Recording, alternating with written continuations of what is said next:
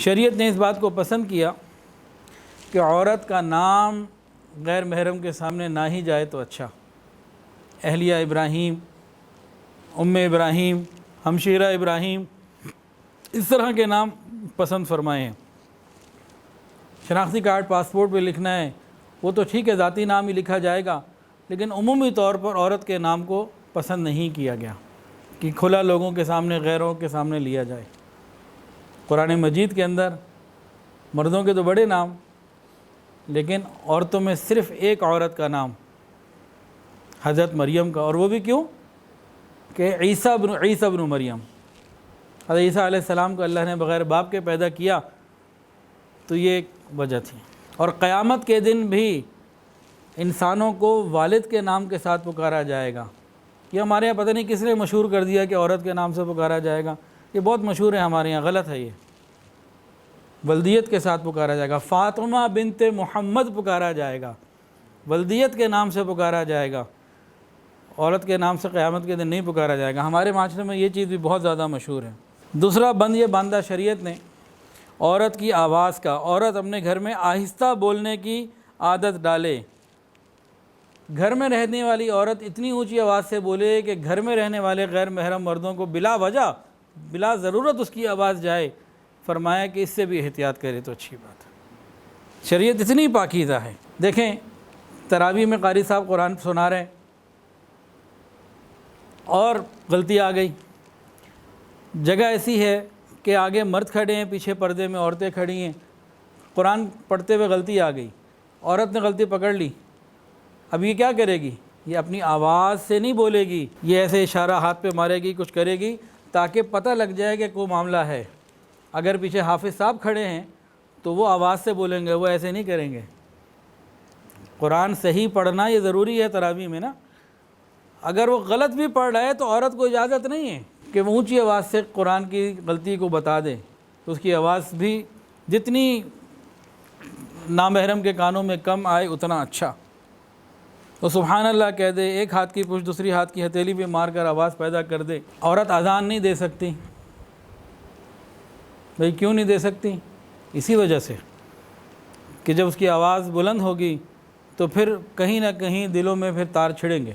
مردوں کو تو حکم یہ ہے کہ جب یہ راستوں میں چلیں تو سب کو سلام کریں، گو ہم اس حکم پر عمل نہیں کرتے، ورنہ مردوں کو حکم یہ ہے کہ یہ سب کو سلام کریں، جاننے والوں کو بھی کریں، نہ جاننے والوں کو بھی کریں۔ عورت کو یہ حکم نہیں ہے، کیوں؟ پھر آواز کا مسئلہ آ گیا۔ عورت کے لیے جائز نہیں ہے کہ وہ اپنا بچا ہوا پانی یا کھانا کسی غیر مرد کو بھیجے، یہ بھی خفیہ پیغام رسانی کا ایک طریقہ بن جاتا ہے۔ اسی طرح مرد کا بچا ہوا ہو تو عورت اسے احتیاط کرے، کہیں یہ خرابی کا ذریعہ نہ بن جائے۔ بعض گھروں میں شادیوں کے موقع پہ، فنکشنز کے موقع پہ اس قسم کی چیزیں بن جاتی ہیں جو آگے نقصانات کا ذریعہ بنتی ہیں۔ شریعت نے یہ کہا عورت اپنے کپڑے ایسی جگہ نہ لٹکائے جہاں غیر محرم کی نگاہ پڑتی ہو، یا غیر محرم کو ان کپڑوں کو دیکھنے کا یا ہاتھ لگانے کا موقع ملتا ہو۔ یہاں سے بھی مردوں میں شہوت کھڑی ہو جاتی ہے، ایک دم بیدار ہو جاتی ہے۔ تو شریعت نے تو اتنی پابندی لگائی۔ اسی طرح شریعت نے یہ کہا عورت اگر سر میں کنگھی کرے اور بال گریں اور ٹوٹیں، وہ بھی ایسی جگہ نہ ڈالے، جسم سے نکلے ہوئے گرے ہوئے ٹوٹے ہوئے بال بھی ایسی جگہ نہ ڈالے جہاں غیر محرم کی نگاہ پڑے۔ شریعت ٹوٹے ہوئے بالوں کو غیر محرم کے سامنے ڈالنے سے منع کر رہی ہے، یہ کیسے گوارا کر سکتی ہے کوئی جوان العمر عورت کھلے بالوں کے ساتھ کسی غیر محرم کے سامنے جائے؟ یہ بھی ایک بند ہے جو ہم نے توڑ دیا ہوا ہے۔ شریعت نے یہ کہا کہ عورت اپنی چھپی ہوئی زینت کو ظاہر نہ کرے، اپنے زیور کو اور زینت کو ظاہر نہ کرے، اور ایسا زیور نہ پہنے کہ چلتے وقت اس کی آواز جو ہے وہ کسی کو سنائی دے، پاؤں زمین پہ اتنی زور سے نہ مارے کہ جسم میں اگر کوئی چوڑیاں کوئی زیور ہے تو وہ کھن کھنائیں۔ اتنے بند باندھے ہیں شریعت نے۔ شریعت نے ایک بند اور باندھا ہے کہ عورت بن سور کر گھر سے نہ نکلے، کام کے لیے جانا ہے، ماں باپ کے یہاں جانا ہے، ڈاکٹر کے یہاں جانا ہے، کام کے لیے جائے، کام کے بعد آ جائے۔ حدیث سنیے، اپنے اہل و عیال کے سوا دوسرے لوگوں میں بن سور کر جانا ایسے ہے جیسے قیامت کی تاریکی میں اس کے لیے کوئی روشنی نہیں ہوگی، کوئی نور نہیں ہوگا۔ تو وہ عورتیں جو غیر محرموں کے لیے بن سنور کر گھر سے نکلتی ہیں، ان کے لیے قیامت کی تاریکی میں پھر نور کوئی نہیں ہے۔ یہاں تو غیر محرم نے ان کے نور سے فائدہ اٹھا لیا نا، انہوں نے اپنے حسن کی زکوٰۃ نکالنی تھی، وہ نکال لی، اب قیامت کے دن اندھیرے ہیں۔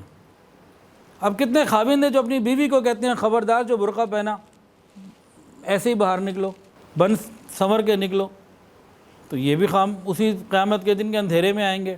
ویڈیو کے نیچے سبسکرائب کے بٹن پہ کلک کریں، بیل کے آئیکن پہ کلک کیجئے تاکہ ہر نئی ویڈیو کی نوٹیفیکیشن آپ کو مل جائے۔